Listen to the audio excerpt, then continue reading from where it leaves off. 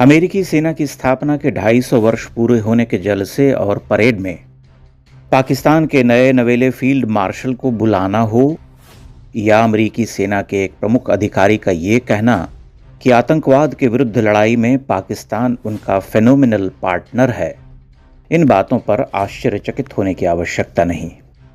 ये अमेरिका का वास्तविक चरित्र है जो भारत की स्वतंत्रता के बाद से ही बार बार सामने आता रहा है।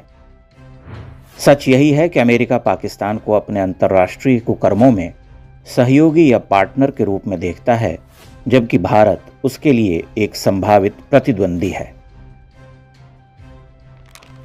पाकिस्तान में आसिम मुनीर और उसके समर्थकों को हाल फिलहाल के सबसे बड़े अत्याचारियों में से एक माना जाता है, जिसने बड़े स्तर पर मानवाधिकारों को रौंदा है, जो खुलकर इस्लामी आतंकियों की पैरवी करता है, उनकी ही भाषा बोलता है, मगर वह अमेरिका का सम्मानित अतिथि है।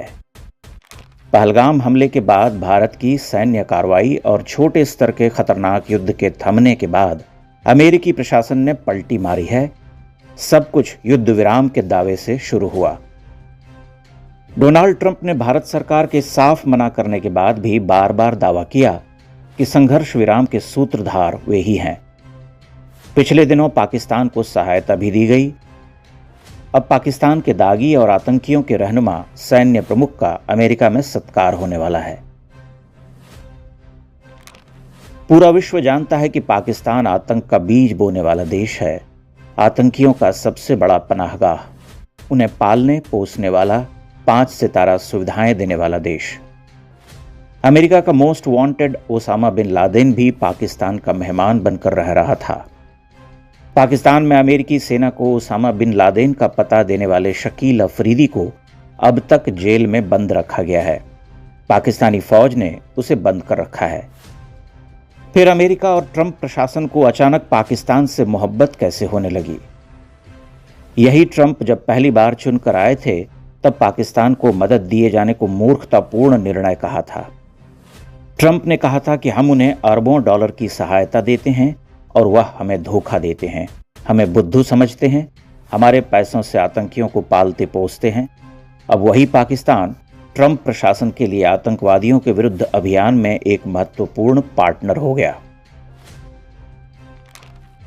अमेरिका के इस रवैये से यह संदेह प्रबल हो जाता है कि पाकिस्तान में अमेरिका को कुछ बड़ा लाभ होता दिखाई दे रहा, या ऑपरेशन सिंदूर में नूर खान बेस पर पाकिस्तान से अधिक अमेरिका का नुकसान हुआ है। एक ऐसी क्षति जिसके बारे में वह खुलकर बोल भी नहीं पा रहा। इसलिए अमेरिका तिलमिला उठा और तब से संघर्ष विराम के श्रेय ले रहा। एक पहलू यह भी है कि ट्रंप के एक व्यवसायी दोस्त जेंट्री बीच को पाकिस्तान में खनन और निवेश के बड़े लाभ दिख गए हैं।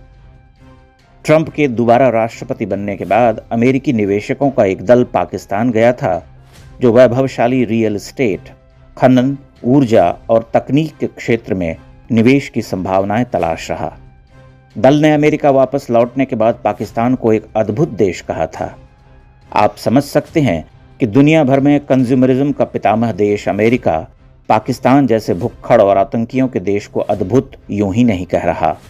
उस अद्भुत शब्द के गहरे निहितार्थ हैं।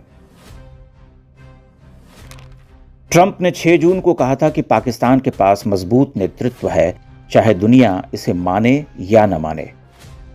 पाकिस्तान पिछले कुछ दिनों में अमेरिका के लिए अत्यंत महत्वपूर्ण देश बन गया। ऑपरेशन सिंदूर के बाद उसकी महत्ता और बढ़ गई। विडंबना यह कि अमेरिका पूरी दुनिया का आका बनता है, मानवता का रक्षक।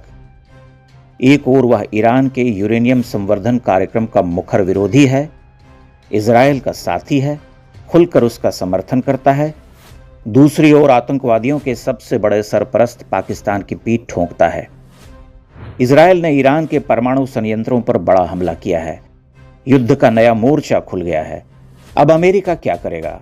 ईरान को पुचकारेगा, पाकिस्तान की पीठ ठोकेगा और भारत से अपनी दूरियां और बढ़ाएगा। अमेरिका जानता है कि भारत उसकी ठगी में नहीं आने वाला, मनमोहन सिंह की सरकार नहीं है। लेकिन पाकिस्तान के आतंकवादियों से गलबहियां करने वाले सेना प्रमुख को अतिथि बनाकर उसने पाकिस्तान के टूट चुके मनोबल को उठा दिया है। अमेरिका की सरपरस्ती में पाकिस्तान की हिम्मत बढ़ेगी और वह वैश्विक मंच पर कश्मीर का नाटक खेलेगा। आतंकी हमलों को कश्मीर के पर्दे से ढकेगा।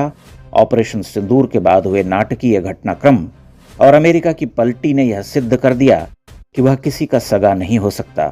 वह विशुद्ध मुनाफाखोरी की संस्कृति को बढ़ावा देने वाला देश है। वह बस पैसा देखता है, अपने हित साधता है, फिर वह जैसे सधे, जहां से सधे। पाकिस्तान से सध सकता है तो पाकिस्तान ही सही।